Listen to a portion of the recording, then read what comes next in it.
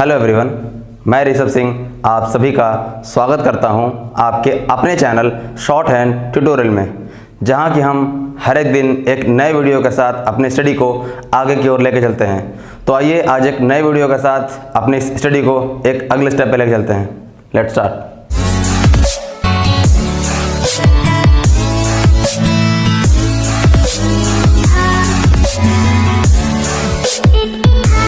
तो गाइज आज का जो हमारा टॉपिक है वो है अल्टरनेटिव फॉर्म्स। टॉपिक का नाम है अल्टरनेटिव फॉर्म्स। अब सबसे पहले तो हम ये जान लें कि अल्टरनेटिव फॉर्म होते क्या हैं। ठीक है, अल्टरनेट हम कहाँ यूज़ करते हैं, इस वर्ड का यूज़ कहाँ करते हैं, क्यों करते हैं। तो अल्टरनेट उसको कहा जाता है, उन वर्ड को कहते हैं जिसको हम किसी भी चीज़ को रिप्लेस करने के लिए यूज़ करते हैं।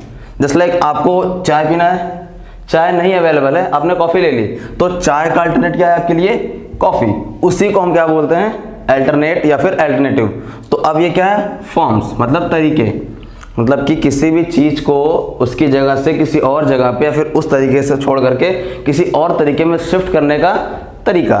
तो अब ये हमने क्या देखा, अल्टरनेटिव फॉर्म्स की मीनिंग क्या होते हैं। अब ये अल्टरनेटिव फॉर्म इतने टॉपिक्स को कवर करता है। आइए स्टार्ट करते हैं पहले टॉपिक से, additional science for FR and VR। सबसे पहले तो हमें ये जानना है कि अल्टरनेटिव फॉर्म्स हम किसके साथ यूज़ करते हैं, किसके साथ यूज़ करते हैं। तो हमारे सामने तीन ऐसे स्ट्रोक आते हैं, कौन कौन से, F, V एंड TH। ये तीन स्ट्रोक ऐसे होते हैं जिनके अल्टरनेटिव फॉर्म्स होते हैं, बाकी किसी फर्दर स्ट्रोक के अल्टरनेटिव फॉर्म्स नहीं होते हैं except F, V and TH। और ये अल्टरनेटिव फॉर्म किसके साथ जुड़ करके आते हैं, तो R hook and L hook, R and L hook के साथ ऐड होकर आते हैं। अगर मैं आपसे कहूँ कि F हमारा अगर R हुक के साथ आता है देन लाइक दैट, V आता है then like that and TH आता है तो लाइक दैट। ये तो हमने पढ़ रखा था ना। चेंज क्या हुआ, इसके मोशन में चेंज आई है। किसमें, इसके मोशन में, इसके बनाने के तरीके में। ये जो हमारा इस तरीके से बन रहा था, इसको बनाने की तरीके जो है उसमें हमने क्या करेंगे, अब बदलाव करेंगे। वो कैसे करते हैं ये देखते हैं।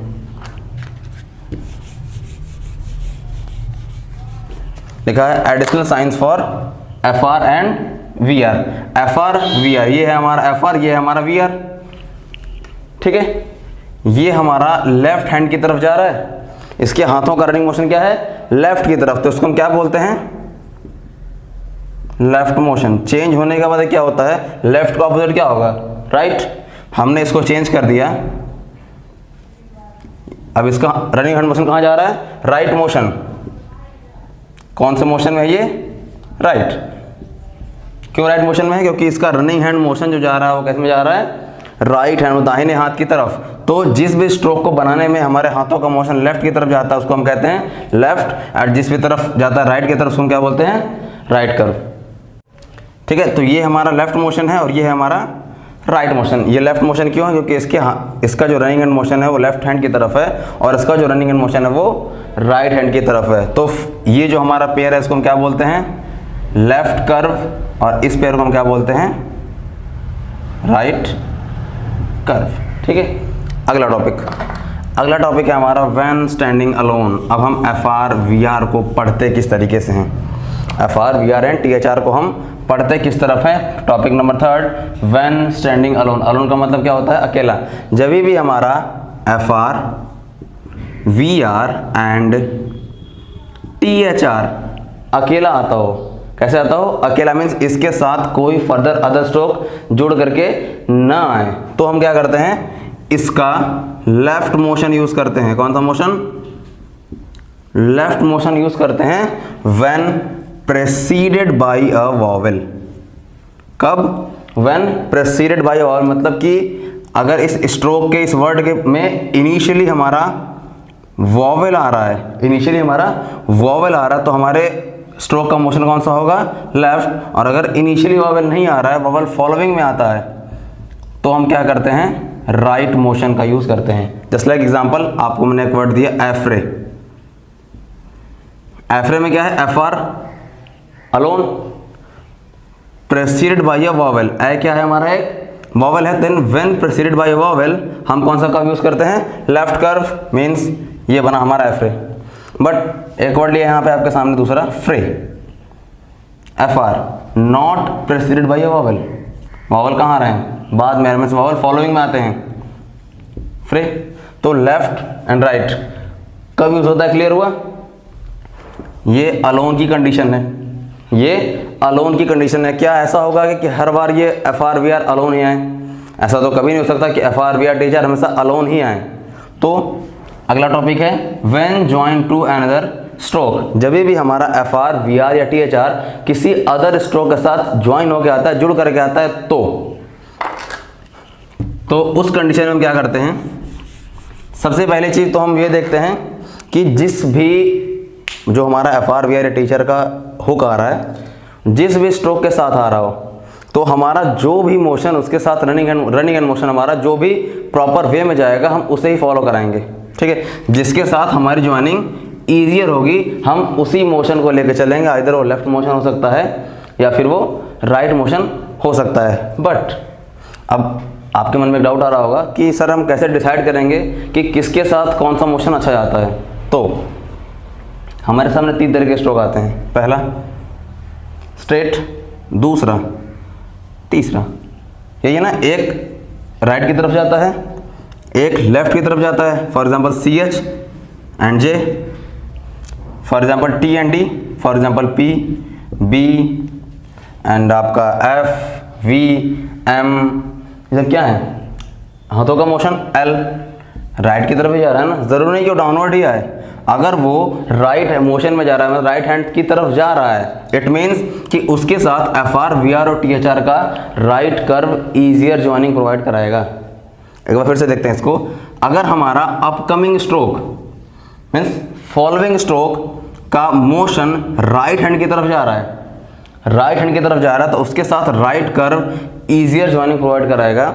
और अगर वो लेफ्ट हैंड की तरफ जा रहा है तो लेफ्ट कर्व हमारा ईजियर ज्वाइनिंग प्रोवाइड कराएगा। For example average, average V R J, J का मोशन क्या होता है? लेफ्ट, तो हमारा क्या होगा? Left motion. But verb V R B, B कहाँ जाता है? Right motion, means V R B. ठीक है, मतलब ये सेकंड स्ट्रोक, इसका जो मोशन है ये इसके ऊपर डिपेंड नहीं करता, ये डिपेंड करता है उसके फॉलोइंग स्ट्रोक पर। जिस भी स्ट्रोक के साथ वो जुड़ करके आ रहा है, अगर उसका मोशन राइट साइड की तरफ है तो हम क्या यूज करेंगे? एफ आर वी आर का राइट कर्व यूज करेंगे। ओके, यहां तक कोई डाउट? आगे बढ़ते हैं।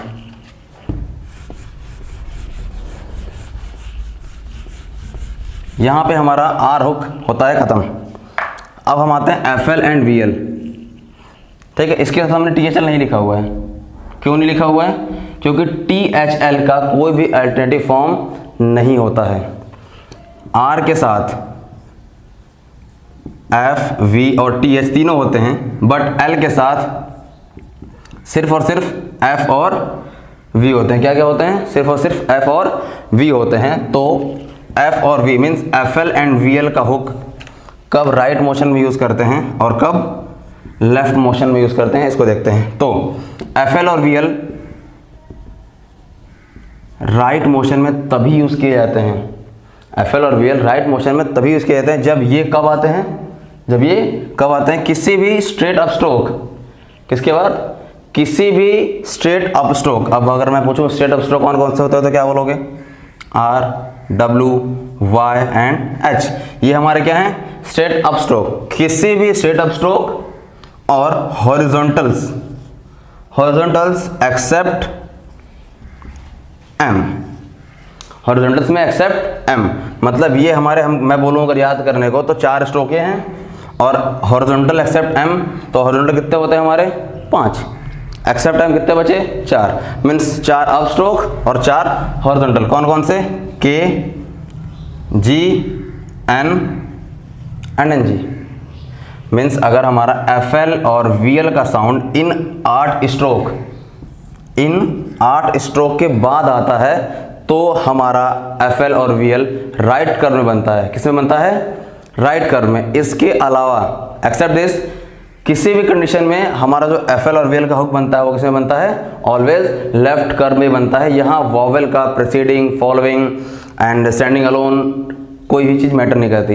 यहाँ सिर्फ क्या मैटर करता है कि हमारा एफ एल और वी एल अगर स्ट्रेट अप स्ट्रोक और हॉरिजॉन्टल में एक्सेप्ट एम के बाद आ रहा है तो राइट मोशन में जाएगा, अदरवाइज वो कहाँ जाएगा, सिर्फ और सिर्फ लेफ्ट मोशन में ही जाएगा। दैट्स इट, एफ एल और वी एल इतना ही है। अब हमारा अगला टॉपिक है इंटरवेनिंग वॉवल्स। हमने इंटरवेनिंग वॉवल कुछ टाइम पहले पढ़ा था, जब हमने वॉवल्स के टॉपिक को क्लियर किया था तो उसके बाद हमने इंटरवेनिंग वॉवल्स पढ़ा हुआ था। उसमें हमने क्या देखा था, इंटरवेनिंग वॉवल क्या होते हैं। सबसे पहली बात कि इंटरवेनिंग वॉवल्स क्या होते हैं, तो इंटरवेनिंग वॉवल वो वॉवल होते हैं जो किसी भी दो स्ट्रोक के बीच में आते हैं। कहाँ आते हैं, दो स्ट्रोक के बीच में। हम बताते हैं ना, टॉक, टेक, टुक, ये सब वॉवल क्या हैं, इंटरवेनिंग वॉवल। तो अब हम इससे काफ़ी आगे आ गए। हम क्या पढ़ रहे हैं अभी, अल्टरनेटिव फॉर्म्स। हमने इनिशियल हुक पढ़ रखा है, हुक, आर एंड एल।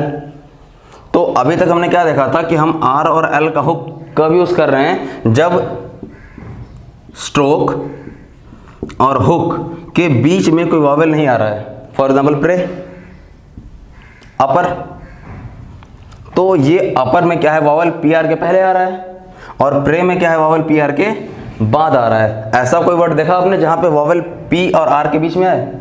और अगर ऐसी कोई कंडीशन आ रही थी तो हम क्या कर रहे थे, पी और आर को तोड़ दे रहे थे। अब यही नहीं करना है इस टॉपिक में, इस चैप्टर में आकर के अब हमें ये चीज़ नहीं करनी है कि अगर जब भी हमारे किसी भी स्ट्रोक और हुक फॉर्मेशन के बीच में कोई वॉवल आ जाए तो हम उस कंडीशन में अपने हुक फॉर्मेशन को ब्रेक नहीं करेंगे, बल्कि इस बीच में आए वॉवल, इस इंटरवेनिंग वॉवल को पुट करने के तरीके को चेंज करेंगे।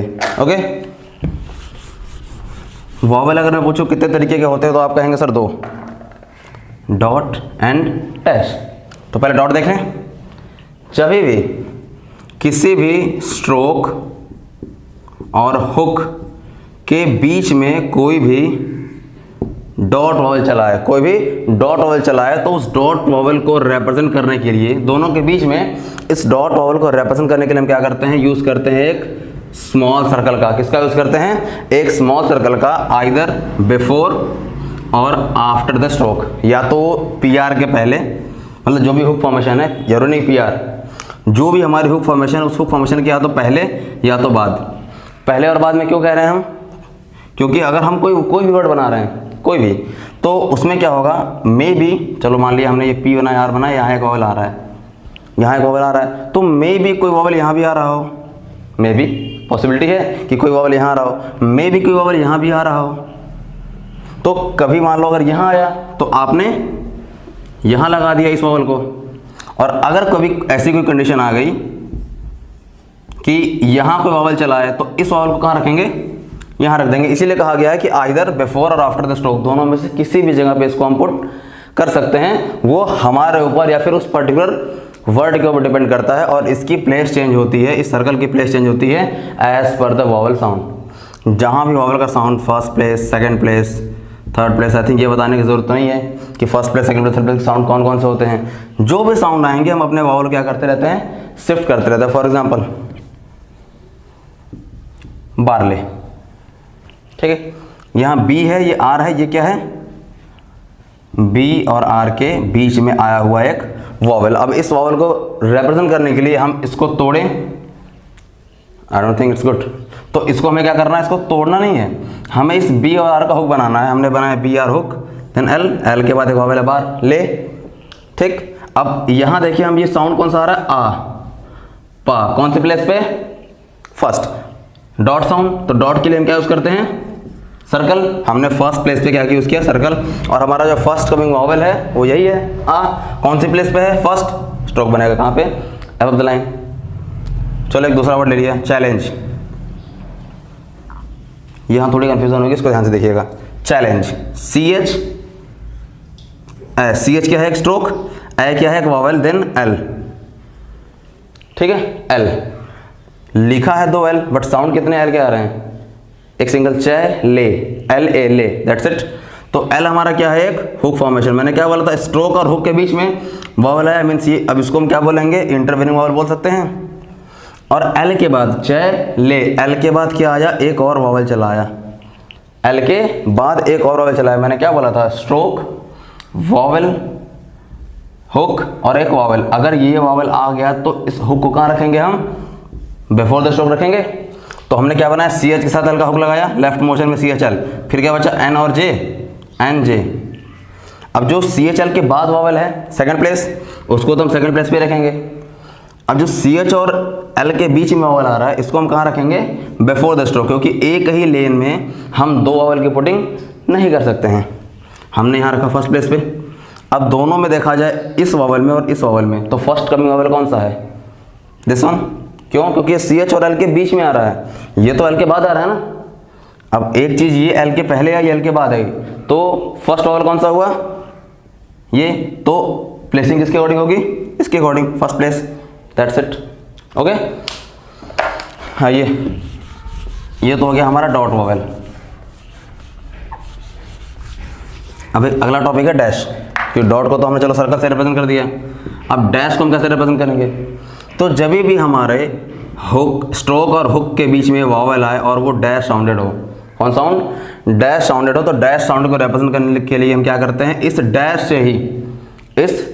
से ही हम उस पर्टिकुलर स्ट्रोक को बीच से इंटरसेक्ट करते हैं, either on first place, on second place और थर्ड प्लेस।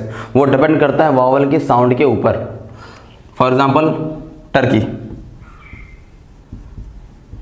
टर्की, और मच का साउंड आया, हमने क्या कर दिया, इसको बीच से इंटरसेक्ट कर दिया। एक एग्जांपल और रहते हैं कॉर्नर, कॉर्नर के, ये स्ट्रोक है ओ क्या है, एक वावल, फिर आर, मतलब ये है हमारा के, ये है हमारा आर, ये बना हमारा के आर, और ये क्या है, नर, ये बना है हमने नर। अब वावल जो आ रहा है के और आर के बीच में, कौन सा आ रहा है, ओ, नॉट, कौन से प्लेस पे आता है ये, फर्स्ट, डैश, फर्स्ट प्लेस पे डैश वावल। मैंने क्या बोला था, डैश वावल जो है जहां भी हम क्या करेंगे, उसको इंटरसेक्ट। तो ये है हमारा फर्स्ट प्लेस, इसमें हमने क्या कर दिया, इंटरसेक्ट, और इसकी पोजीशन क्या होगी, लाइन के ऊपर, दैट्स इट। कहीं भी कोई डाउट हो आप लोगों को तो आप क्लियरली मुझसे पूछ सकते हैं कमेंट सेक्शन में, चाहे मेरे व्हाट्सएप पे, चाहे इंस्टा पे, कहीं भी आप मुझे मैसेज करिए, हम आपके उस क्वेश्चंस का, आपके उस डाउट को क्लियर कर देंगे, ठीक है। अब इसके बाद एक कुछ चीज़ और आती है हमारे सामने, जस्ट लाइक हमने अगर मैं जाऊं थोड़ा पीछे अगले चैप्टर में, तो वहाँ मैंने टॉपिक पढ़ाया था स्लेविक नेम्स।